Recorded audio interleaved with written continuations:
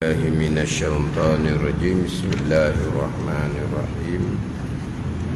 الحمد لله رب العالمين، والصلاة والسلام على سيد المرسلين وعلى آله وصحبه أجمعين. رب اشرح لي صدري ويسر لي أمري واحلل عقدة من لساني يفقهوا قولي. سبحانك لا علم لنا إلا ما علمتنا إنك أنت العليم الحكيم. ولا حول ولا قوة إلا بالله العلي العظيم. Kitab Fathul Mu'in, muka surat 96. Petok bawah sekali. Muka surat 96, petok bawah sekali. Qala al-muallifu rahimahullahu ta'ala wa nafa'ana bi'ulumihi amin. Wa yajibu al-istinja'u min kulli kharijin mulawwisin bima'in. Tatimmatun. Yajibu al-istinja'u min kulli kharijin mulawwisin bima'in. Istinja, lepas tu penyempurnaan. Tatimah, penyempurnaan. Lepas tu istinja atas tu. Istinja, memakai air. Al-istinja'u bima'in. Bima'in tu takluk pada istinja. Istinja dengan air. Istinja memakai air diwajibkan setiap habis mengeluarkan benda basah. Juga kurungan daripada dua pintu pelepasan. Min kulli kharijin, daripada tiap-tiap yang keluar. Selepas habis mengeluarkan tak, tiap-tiap yang keluar. Mulawwisin, yang mulawwisin ni yang apa ni? Yang berlomoran.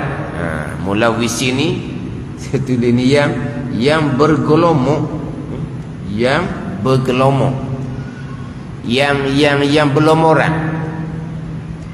Kalau keluar yang tidak menyebabkan jadi berlomoran, itu tidak wajib istinja. Keluar yang tidak menyebabkan berlomoran. Kalau berlomor sikit je, maka wajib istinja. Berlomor tu dengan najis yang keluar tu. Najis yang keluar daripada kemaluan hadapan dan kemaluan belakang. Wajib istinja dari tiap-tiap yang keluar yang berlumur di tempat keluar. Istinja dengan air. Istinja dengan air. Wajib istinja. Wajib istinja ni apabila kita nak solat lah. Bila kita nak solat, maka wajib istinja. Adapun kalau kita belum nak solat, kita sunat istinja segera. Dia sekarang ni wajib istinja ni apabila kita nak solat. Bila kita nak solat, maka dia wajib istinja segera. Kalau dia bukan nak solat, maka tak wajib istinja segera, sunat istinja segera. Kalaulah kata dia lepas daripada qada hajah kering dah dianya, tak istinja pun lagi, dosa ke tak? Tak.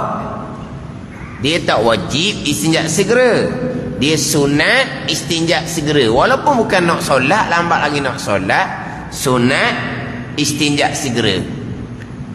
Melainkan kalau tidak istinja menyebabkan najis tu akan berlumuran, maka wajib istinja segera.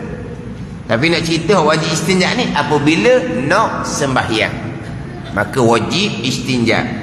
Istinja dengan air. Kemudian muka surat 97, petok yang ketiga daripada atas, wabi salasin masahatin. Wabi salasin tu atau pada kata bima'in, bisalasi masahatin, dengan 3 kali sapu dengan umpama batu. Jadi istinja ni dengan air atau dengan 3 sapuan dengan umpama batu. Surat 97 petok yang ketiga daripada atas tu, au bisalasi masahatin.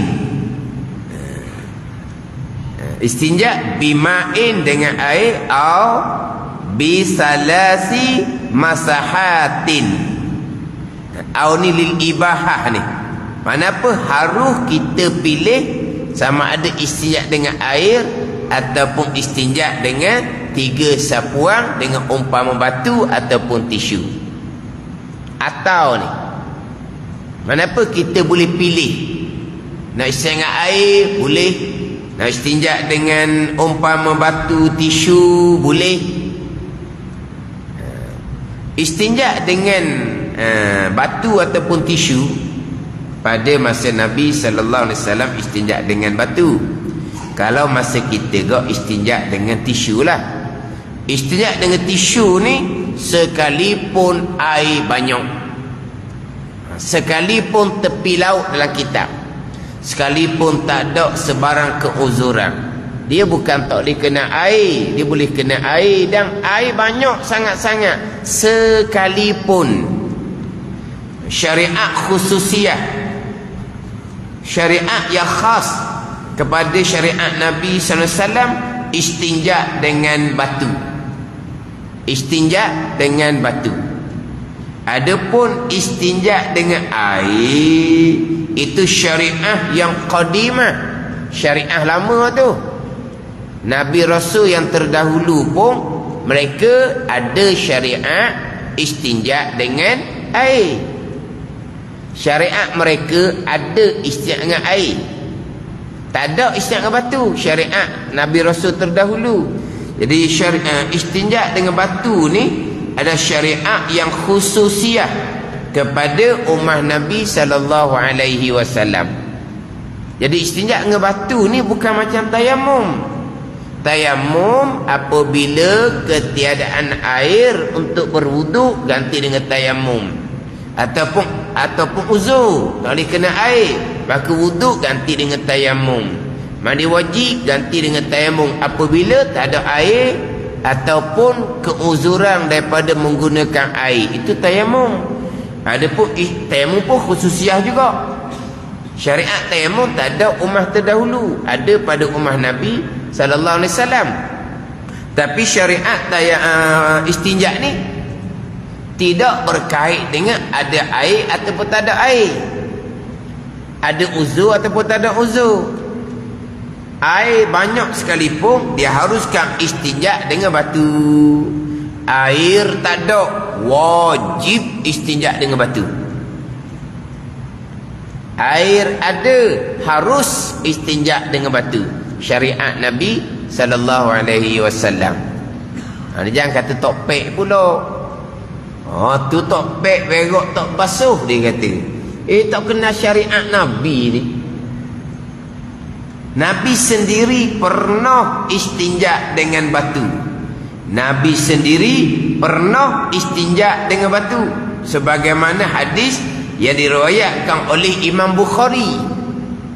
Nabi sendiri pernah istinja dengan batu.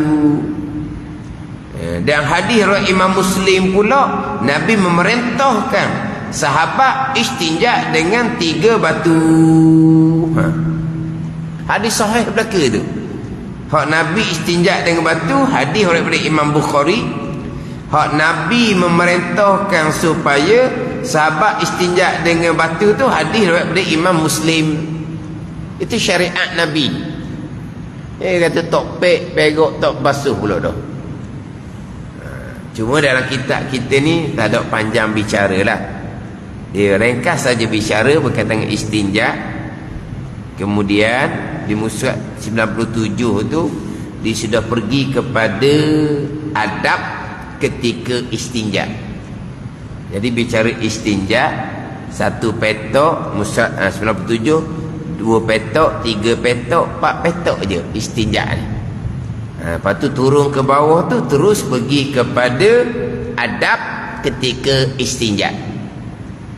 Sampai bicara adab ketika istinja. Jadi ringkas je lah bicara bab istinja ni. Adab pun tak panjang mana. Dia istinja dengan qada hajah ni, dia qada hajah dulu siap-siap, kemudian barulah istinja. Tak. Tapi memang kitab akan bicara istinja dahulu, barulah bicara adab di qada hajah, sebab istinja wajib. Adab ketika qada hajah, kebanyakannya adab yang sunat saja. Jadi adab ketika qada hajah, adab hukumnya sunat. Adapun istinja hukumnya wajib. Maka bicara istinja dululah. Adab di qada hajah bicara kemudian. Sepatutnya bicara qada hajat dululah. Kita sebut istinja qada hajah ni, istinja dia tak ada terjemuh dah. Istinja ni menyucikan dari najis yang keluar daripada salah suatu duduk jalan. Menyucikan daripada najis. Istinja ni bukan basuh begok, basuh kencing. Istinja bukan basuh begok, basuh kencing. Sebab kalau kita sebut istinja tu basuh begok, basuh kencing, akhirnya faham air sahaja. Basuh kan basuh. Kalau pakai batu, adakah panggil basuh? Sebab itulah istinja sebut basuh begok, basuh kencing tak tepat. Tapi nak cakap kampung tu boleh lah. Istinja basuh begok, basuh kencing, boleh lah cakap kampung. Tapi kalau cakap ilmu sungguh tak betul. Sebab kalau istinja ni basuh, berarti hanya satu alat saja yang digunakan. Air boleh panggil basuh. Walau istinja ni ada 2 alat. Air atau batu. Atau ni ibahah. Harus nak pilih air saja pun okey. Nak pilih batu saja okey, walaupun air banyak sekalipun. Jadi kalau panggil basuh berok kencing, maka batu terkeluar lah kalau gitu kau. Dalam kitab Fathul Mu'in ni, dalam bicara istinja ni tak ada dalam Fathul Mu'in ni. Dia ada dalam, tak ada dalam Qurratu Ain. Qurratu Ain tak ada, dia hanya ada dalam Fathul Mu'in saja. Sekarang Qurratu Ain hak dalam kurungan tu, hak Qurratu Ain. Hak Qurratu Ain dalam kurungan. Di luar kurungan Fathul Mu'in. Jadi bab istinja ni tak ada dalam Qurratu Ain. Hanya ada Fathul Mu'in sahaja. Ringkas tu ringkas lah, tapi cuma ada dalam Fathul Mu'in saja. Dalam Qurratu Ain kurungan tak ada. Tak ada kurungan sini. Dia mula balik kurungan musyad 99 tu. Tu sambung balik musyad 99. Petok yang 3 daripada atas, wasalisuha satu rajulin wa amatin. Atas situ. Dan syarat yang sos mereka ketiga, menutupi lelaki dan hamba perempuan akan aurat. Barulah balik semula kepada qurratu ain. Jadi istinja hanya bicara dalam Fathul Mu'in sahaja, tambahan sahaja bicara istinja. Kemudian dalam kitab Fathul Mu'in ni pula diletak istinja selepas bicara najis. Diletak istinja selepas bicara najis.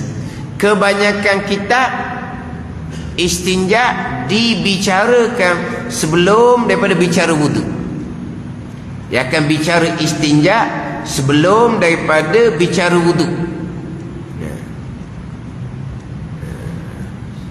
Bahkan dalam kitab Iqna dibicara wudu, istinja barulah pergi pada perkara yang membatalkan wudu. Dalam kitab Iqna bicara wudu, bicara istinja, barulah bicara perkara membatalkan wudu. Tapi kebanyakan kita dia akan letak bicara istinja adalah sebelum daripada bicara wudu lagi. Adapun bicara najis, kemudian sekali dah bicara najis. Dibicara bab istinja, bab wudu, bab mandi wajib, bab tayammum, barulah bicara bab najis dan cara-cara menyucikan najis. Jadi bicara dalam kitab kalau bab najis dan cara-cara menyucikan najis ni tajuk terakhir sekali dalam bab taharah.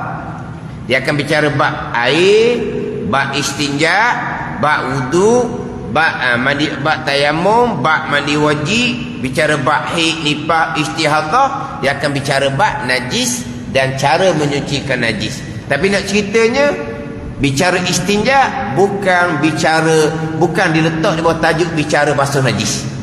Cuma dalam Fathul Mu'in kita ni lepas bicara bab najis dan cara menyucikan najis terus pergi pada tajuk istinja.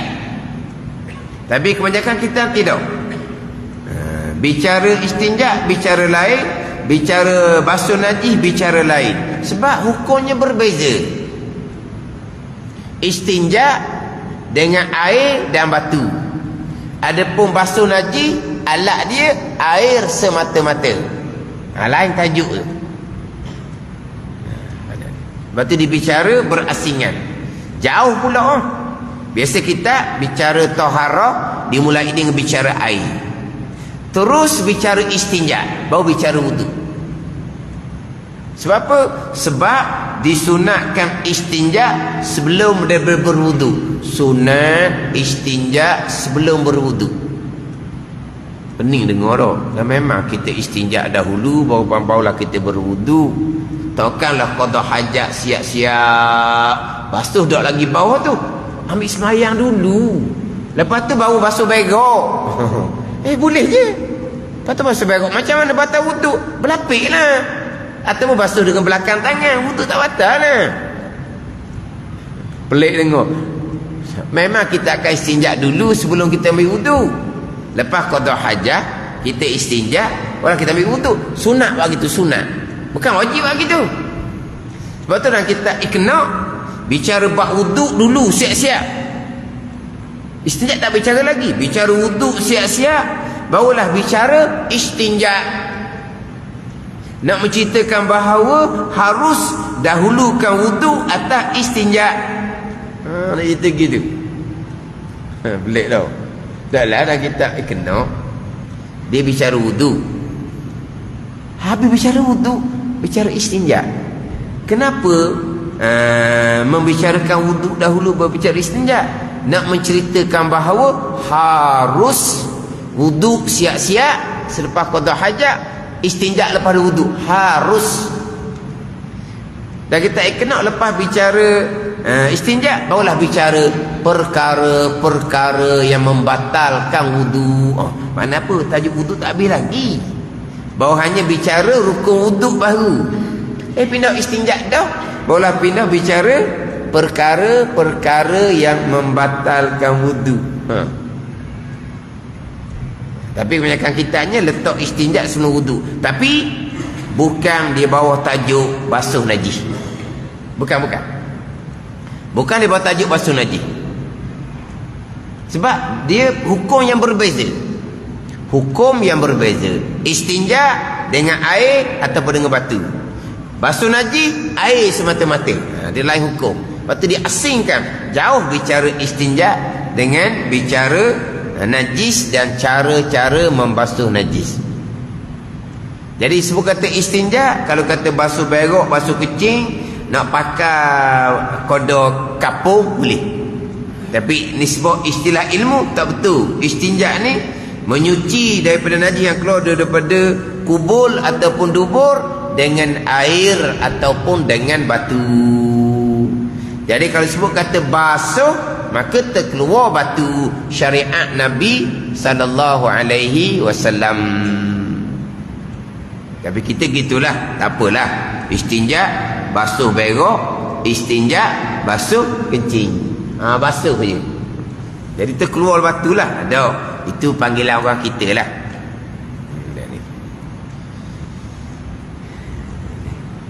Tapi kita sebut istinja lah.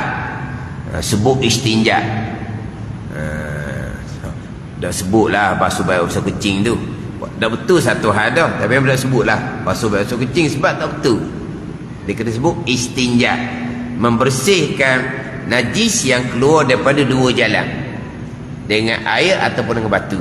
Apabila najis tu sudah berada di tempat lain, contohnya tahi air kencing, sudah macam budak jatuh latar, jatuh latar, budak di berok atas latar, pampers tak pakai. Budak kencing atas latar, pampers dia tak pakai. Dia tak panggil istinja. Itu dia panggil basuh najis mutawassithah. Itu tak panggil istinja. Itu tak panggil istinja. Istinja hanya membersihkan najis yang keluar dari dua jalan, kubur ataupun dubur dengan air atau batu di tempat keluar. Di tempat keluar. Kalau sudah lebih dari tempat keluar, pada ni, itu bukan panggil istinja. Contohnya dia kencing, budak kencing meleleh sampai ke peha dia, betih dia, lipa dia betih, tak panggil istinja. Waktu wajib membasuh menggunakan air. Sebab itu dia panggil basuh najis, bukan istinja. Itu tak ada pakai batu situ. Ambil tisu lah, kita lap air kencing budak di peha, di betih, kan istinja boleh dengan batu. Istinja hanyalah najis yang berada di tempat keluar. Kalau air kencing budak sudah meleleh di peha, di betih, turun latar, itu dia panggil basuh najis, bukan panggil istinja. Maka tak masuk batu, tak masuk tisu. Kena faham situ. Istinja hanya najis, tahi air kencing yang berada di tempat keluar. Itu panggil istinja dengan air ataupun dengan batu. Kemudian hak sapu-sapu ni, ini khususiah syariat yang tertentu pada ummah Nabi sallallahu alaihi wasallam. Hak ni tak dia nak pakai kok akal hak ni. Ada orang dia pakai kok akal. Sekarang ni muntah ada latar najis, dia tak basuh, dia ambil tisu dia lap. Alasan dia tahi punggung boleh pakai tisu, takkan muntah latar tak boleh pakai tisu. Dia pakai akal dia. Sekarang tahi punggung, tapi bukan punggung ni, tahi di tempat keluar dia lah. Kalau tahi punggung tak boleh istinja dah tu kena basuh najis. Tak panggil istinja dah kat tahi punggung. Tahi punggung ni macam orang qada hajah dalam pampers lah. Tahi punggung tau. Kau qada hajat dalam pampers kan, bukan tahi ada punggung. Kan tahi dia merata-rata kan, itu tahi punggung. Tapi kita ni tahi punggung maknanya di tempat keluar najis tu lah. Dia pakai akal. Tahi dengan muntah, mana paling geli? Geli tahi lah, muntah ringan sikit. Mana tahi ni geli? Paling kotor lah kita kata, nak banding dengan muntah. Kalau tahi di tubuh orang pun boleh pakai tisu, takkan muntah orang ringan, latar je bukan tubuh orang, takkan tak boleh pakai tisu. Dia pakai begitu. Ada. Dan tahi dengan muntah memang geli tahi. Tahi ada di orang, muntah ada latar. Kalau tahi orang paling geli, duduk di punggung orang, boleh pakai tisu. Takkan mutah duduk latar, mutah ringan, tak geli mana. Duduk latar bukan duduk tubuh orang. Takkan tak boleh pakai tisu, dia kata. Tak boleh banding gitu. Tak boleh.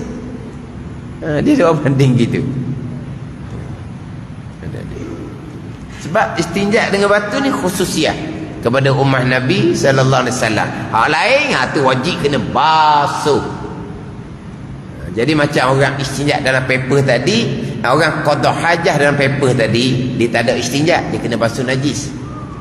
Sebab istinja hanya semata-mata najis yang berada di tempat keluar. Tu. Istinja daripada najis yang berada di tempat keluar. Apabila orang qada hajah dalam pamper, maka najis bukan berada di tempat keluar najis, dia sudah berada di punggung sungguh dah tu, di punggung depan apa kan, air kencing tahi kan dia sudah merata-rata. Di situ bukan istinja, di situ dipanggil basuh najis. Kalau contohnya orang terlantar di hospital, dia kata kepada orang bagian kebersihan, tolong kau istinja saya. Tak ada istinja. Itu basuh. Sebab najis bukan berada di tempat keluar, najis sudah berada depan belakang. Najis sudah berada depan belakang, dia tidak dipanggil istinja, dipanggil basuh najis. Tak ada. Jadi mana kalau orang terlantar di hospital, kalau panggil tolong istinja saya, perkataan tu tak betul lah. Mana apa ni? Tolong basuh najis saya. Itu basuh, bukan istinja. Itu wajib menggunakan air. Tak boleh pakai tisu. Tak boleh pakai. Sebab dia bukan istinja. Istinja membersihkan najis yang keluar daripada dua jalan, kubul ataupun dubur, najis yang masih lagi berada di tempat keluar. Istinja dengan air ataupun dengan batu. Bila najis itu sudah merata-rata, bukan lagi dinamakan istinja. Itu dipanggil basuh najis. Bila basuh najis ni, wajib menggunakan air mutlak semata-mata. Tak boleh nak sapu-sapu, tak boleh nak lap-lap.